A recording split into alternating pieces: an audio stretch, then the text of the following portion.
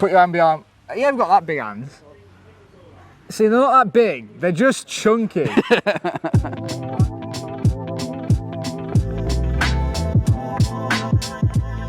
What are we doing with the boiler? What's happening today in this room?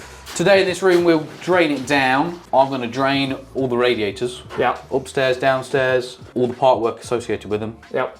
All the hot water, all the cold water. When you're taking this boiler out, what are the considerations that you need to be thinking about? Age. Yeah. Age is a big thing with asbestos as well, but because it's a wall-hung boiler, there probably isn't going to be any asbestos in there. Yeah. We've had an asbestos check on the property anyway. How much water it's going to hold itself, weight of it, and damage to the property, really. And when you were thinking about the new heating system that's going in, what was the stuff that went through your head in terms of specifying? So what we've ended up with is a heat-only boiler in this property. Yep. With a mega flow cylinder. Yep. And in the other property, we've got a Baxi combi going in. So yep. we've got a Baxi heat-only, mega flow cylinder, a Baxi combi.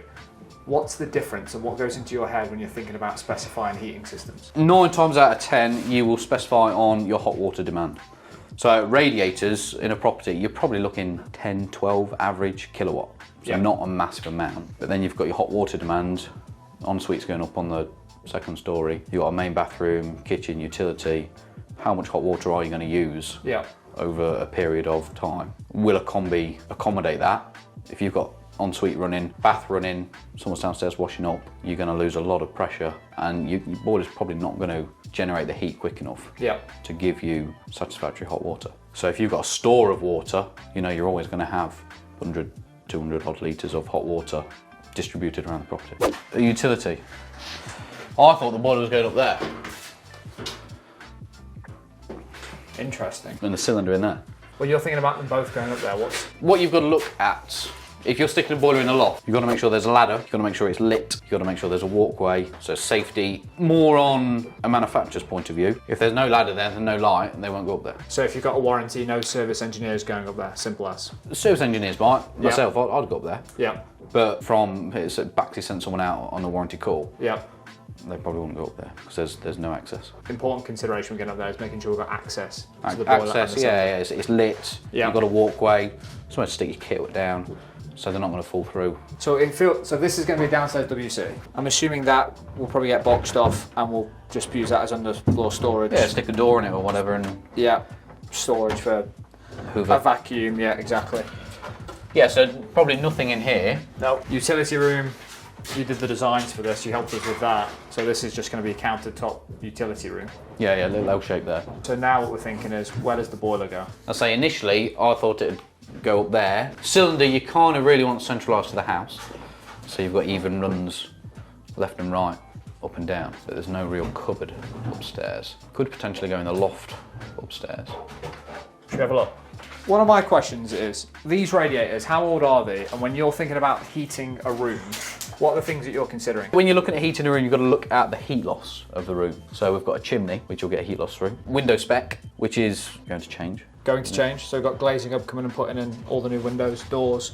You've got the building fabric, whether it's solid brick, cavity insulated, not insulated, and what kind of room it is. You don't want this to be a kitchen, for example, and need it to be at 21, 22 degrees all the time, because you've got the cooker on, you've got cooking in there, a lot of movement, so it's going to be too hot in there. So when you're looking at heating a room, say a living room, you want that at a comfortable temperature for a longer time, rather than, all right, well, we'll have the kitchen at 15 degrees, so we'll have the living room at 15 degrees. One, you're going to get complaints because you're too cold. Yeah. And two, it's not going to work properly. And when you're thinking about like the heat loss count, what do you do as a heating engineer to work out what radiators need to go in each room? I'll use several apps. Okay. But you take what's below it, so we've probably got tiles on maybe a concrete bed on soil. What's above it? Is it a heated room? Is it a roof? Is it insulated? I say the building fabric, what it's made of, size of the room, height of the room, and yeah, chimneys, stuff like that. You stick all that into an app and it will calculate it for you. And what's the app giving you out? Is it telling you the exact size radiators or the output of radiators that are needed in a room? It'll give you a kilowatt loss or a BTU loss. It's a heat measurement of how much heat you need to be put back into that room to keep it up to your average temperature. We're just going to move somewhere a little bit quieter, H, for this. One of the key considerations, or my key consideration around the heating, was around underfloor heating. We decided to go against underfloor heating. What were your thoughts about underfloor heating for the property? Underfloor heating does work, and because we've got solid floors anyway, You can get low-level systems with a 18, 20mm fairly insulated board. Yeah. Run 10, 12mm pipework in it. One, your floor's going to come up, and we've got low ceilings. Very. So I mean, you're not the tallest of folk. No. You think you add 12mm board plus a floor covering on top of that. Yeah. You're probably 30mm-ish coming up. Probably hit. So it's when you're looking at underfloor heating, you've got to look at the right kind of system. Are you going to have it throughout the house, parts of the house, upstairs, downstairs? There's a lot to consider because it works at a lower temperature. So rather than being your boiler working at 65 degrees, say, your underfloor will work at 40 degrees. What's the impact on underfloor heating when it comes to your energy bills? Does it have an impact? Is it just a nice to have warm feet, or does it actually save you money? I've not looked into it too far energy-wise. I think it's a nicety, and you've not got radiators sat everywhere. You've not got to think of position of a radiator. Yeah. Right, that needs to go under that window, but that window's too low. So I'm only going to get a tiny radiator in there, so I might have to have two in the room. Yeah. Whereas okay. you've got a surface area of warmth through the pipework rather than just a white box. Makes sense. Yeah, freeing up some more space as well. Are there any considerations for this room before we move upstairs? Other than it's going to be a kitchen, Yeah. and we've kind of done the kitchen layout, haven't we? Radiator probably stay there. It's always best to try and stick it under a window.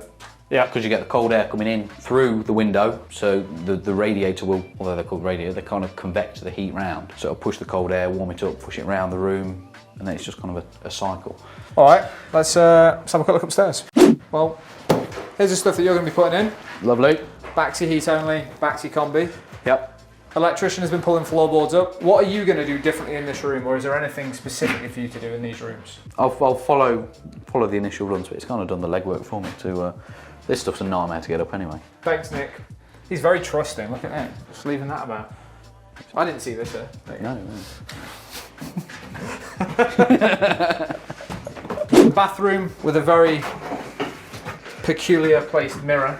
What's going on in here? So you're looking after this, not a big space. We've got the rocker furniture and bathroom wear going in here. There's no considerations for that when it comes to the rip out and the are you just taking all this out right now? Yeah. It's just all going to be pulled out, and then even stuff, out of curiosity, even stuff like this. You doing new pipe work throughout the whole thing? New hot and colds. Yep. All new central heating pipe work. If you're going to that extent, what's the point of keeping old stuff in? Makes sense.